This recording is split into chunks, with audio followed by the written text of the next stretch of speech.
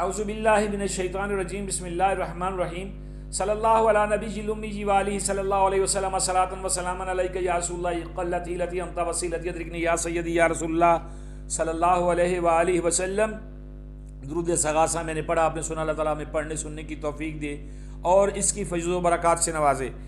آپ دیکھ رہے ہیں میرے یوٹیوب چینل اور میں ہوں آپ کا میزبان ملک شکیل احمد اعوان۔ میری آپ سے درخواست ہوتی ہے ہر ویڈیو کے شروع میں کہ اگر آپ میرے چینل پہ نئے ہیں تو اسے سبسکرائب کر لیں، میری ویڈیوز کو لائک اور شیئر کیا کریں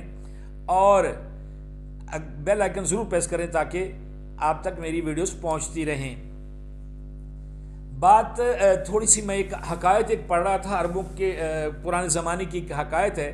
کہ کسی علاقے میں بہت زیادہ لوگ جھوٹ بولتے تھے اور جھوٹ بولتے ہوئے کبھی بھی اگر کوئی دلائل بھی دیے جاتے تو وہ اپنے جھوٹ پہ قائم رہتے، وہ سچ ماننے کو تیار نہیں ہوتے تھے کیونکہ وہ سمجھتے تھے کہ ہماری اس میں ذلت ہے کہ اگر ہم مان جائیں کہ ہم جھوٹ بول رہے ہیں۔ تو وہاں پہ ایک خاتون کے ساتھ کسی آدمی نے نکاح کیا، نکاح خواہ آیا، باقاعدہ گواہ تھے، گواہوں کے سامنے نکاح پڑھایا گیا۔ نکاح پڑھنے کے بعد جو ہے وہ کچھ عرصہ تک وہ خاتون کو سال 2 سال تک اپنے خامند کے گھر میں آباد رہی۔ اس کے بعد پتہ نہیں کوئی ایسا مسئلہ بنا کہ خامند نے اس کو گھر سے باہر نکال دیا، وہ گھر سے باہر چلی گئی اور وہ چیخی چلائی کہ میرا گھر اجڑ رہا ہے۔ وہ اس کو کچھ جب نظر نہیں آیا تو وہ قاضی کی عدالت میں پہنچ گئی کہ اس سے جا کے بتایا سارا وقوع، کس طرح میرے ساتھ نکاح کیا، فلاں فلاں بندے نے، فلاں قاضی نے پڑھایا اور فلاں فلاں گواہ تھے، اور اب وہ مجھے بیوی ماننے سے انکار کیا۔ وہ کہتا ہے کہ جی تم میری بیوی نہیں ہو، بلکہ وہ گواہ بھی کہتے ہیں کہ یہ اس کی بیوی نہیں ہے، تو میرا تو گھر اجڑ گیا اور میری زندگی برباد ہو گئی۔ اور اس طرح اس نے وہاں جا کے اپنا جو قضیہ پیش کیا تو قاضی عدالت نے جو ہے وہ ان کو بلایا، وہاں پہ آگے جی نکاح خواہ صاحب بھی آ گئے اور گواہان بھی آ گیا، اس کا شوہر بھی آ گیا۔ انہوں نے وہاں پہ قاضی کی عدالت میں چپٹ جو ہے وہ جھوٹ بولا کہ جی ہم اس عورت کو جانتے ہی نہیں ہیں، یہ الزام لگا رہی ہے، یہ ہمارا نانفقہ پہ قبضہ کرنا چاہتی ہے۔ وہ وہاں پہ بحث و تکرار ہوئی اور جج صاحب جو ہیں، وہ جو قاضی صاحب ہیں، وہ سر پکڑ کے بیٹھ گئے۔ انہوں نے خاتون سے کہا کہ بھائی تمہارے پاس کوئی گواہ ہے؟ اس نے کہا جی میرے پاس تو کوئی گواہ نہیں ہے، یہی گواہ تھے نکاح کے جو اب مکر چکے ہیں، یہ مولوی ہے، اس نے پڑھایا ہے، مکر چکا ہوا ہے۔ تو اس نے پوچھا کہ کیا تمہارے خامند کے گھر میں کتا ہے، کتے ہیں؟ تو اس نے کہا ہاں جی میرے خامند کے گھر میں کتے ہیں۔ اس نے کہا کیا تم کتوں کے انصاف پہ یقین رکھتی ہو، اس کی گواہی پہ یقین رکھتی ہو؟ اس نے کہا عدالت کی مرضی ہے، مجھے تو فیصلہ چاہیے، میں سچی ہوں یہ جھوٹے ہیں۔ عدالت نے، قاضی صاحب نے ان کو کچھ جو وہاں پہ عدالتی اہلکار تھے ان کو اس عورت کے ساتھ بھیجا یہ کہہ کر کہ آپ نے دیکھنا ہے کہ کیا وہ جب یہ گھر کی حویلی کے اندر جاتی ہے تو کتے اس پہ بھونکتے ہیں یا دم ہلاتے ہوئے اس کے سامنے آ جاتے ہیں اور اس کا وہ استقبال کرتے ہیں۔ جب وہاں پہ گئے، قاضی کی عدالت کے اہلکار گئے وہاں پہ، جب کتوں نے اس عورت کو دیکھا وہ بھاگ گیا ہے اور دم ہلاتے ہوئے اس کے آگے کھڑے ہو گئے۔ انہوں نے آگے جب رپورٹ پیش کی کہ یہ ایسا ہوا ہے تو انہوں نے، قاضی صاحب نے جو اس کا خامن تھا اور جو گواہان تھے اور جو نکاح خان تھا ان کو سزا سنائی اور عورت جو ہے وہ سچی قرار پائی۔ اب مسئلہ یہ ہے کہ جب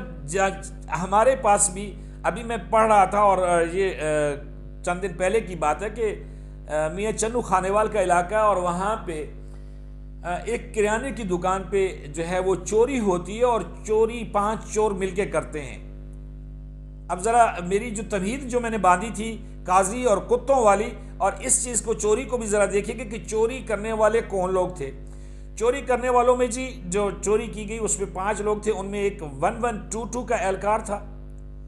ایک اسپیشل برانچ جو پنجاب پولیس کا حصہ ہے اس کا ایک اہلکار ہے، ایک ہیڈ کانسٹیبل ہے پنجاب پولیس کا ان یونیفارم بیٹھا ہوا ہے، تصویر لگی ہوئی ہے۔ ان لوگوں نے وہاں پہ ڈکیتی کی، چوری کی اور یہ بڑے سوشل میڈیا پہ یہ چیز وائرل بھی ہوئی۔ اب سوچنا یہ ہے کہ جب یہ سبھی نہیں، ہر محکمے میں چند ایک ایسے لوگ حرام خور بیٹھے ہوئے ہیں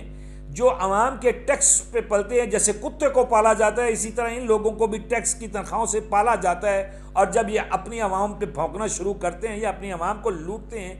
تو پورے محکمے کی، پورے معاشرے کی بدنامی ہوتی ہے۔ اور ان لوگوں نے تو حد کر دی کہ یہ تو امیجیٹ پولیس جو ہے وہ امیجیٹ پبلک کی جو ہے نا وہ ہوتی ہے، سیکورٹی پہ ہوتی ہے، اس کے دیکھ بھال پہ ہوتی ہے، اس کو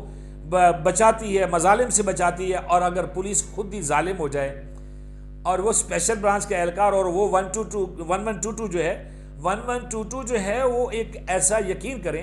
میں بڑے فخر سے کہتا ہوں 1122 کے اہلکار جو ہیں کئی رکشے والے ان سے کرایہ نہیں لیتے ہیں کہ جب وہ بیٹھ جاتے ہیں، وہ اتنے اخلاق والے اور اتنے اچھے لوگ ہوتے ہیں، لیکن ہر محکمے میں جو ہے وہ کالی بھیڑیں بیٹھی ہوئی ہیں، یہی وہ لوگ بیٹھے ہوئے ہیں جن کا جو ہے وہ ہم اگر کسی پالتو جانور سے موازنہ کریں تبھی میرا خیال ہے کہ وہ پالتو جانور تو اس نے تو آ کے گواہی دے دی کہ یہ میری مالکن ہے، اور انہوں نے اپنے مالکوں کو لوٹ کے کھایا۔